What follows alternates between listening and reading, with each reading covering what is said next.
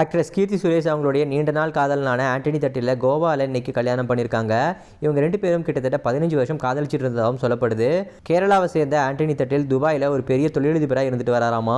இவங்க 2 பேரும் கடந்த 15 வருஷமாக லவ் பண்ணிட்டு வராங்களாமா. இவங்களுடைய பெற்றோர்களுடைய சம்மதத்துக்காக தான் இவ்வளோ நாள் காத்துக்கிட்டு இருந்து இப்போ அவங்களுடைய கல்யாணம் கோவாவில் நடந்திருக்குது.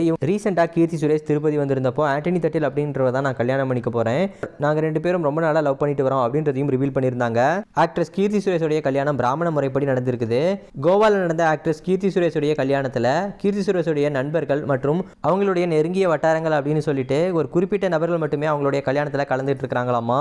ஆக்ட்ரஸ் கீர்த்தி சுரேஷுடைய கல்யாணத்தில் ஆக்டர் விஜயும் கலந்துட்டு இருக்கிறாரு. மேலும் இவங்களுடைய கல்யாணத்தில் கேஏ அப்படின்னு ரிஸ்பேண்ட் அணிந்த நபர்களை மட்டுமே அனுமதிச்சிருக்கிறதா சொல்லப்படுது. இதுக்கான காரணம் குறிப்பிட்ட நபர்களை மட்டுமே, அதாவது இன்வைட் பண்ண நபர்கள் மட்டுமே இவங்களுடைய கல்யாணத்தில் பங்கேற்கணும் அப்படிங்கிற காரணத்தினால இந்த மாதிரி ஒரு கண்டிஷன் போடப்பட்டிருக்குது.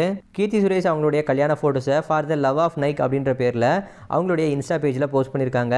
இந்த போஸ்ட்டுக்கு கீழே நிறைய செலிபிரிட்டிஸ் அவங்களுடைய வாழ்த்துக்களை தெரிவிச்சிட்டு வராங்க.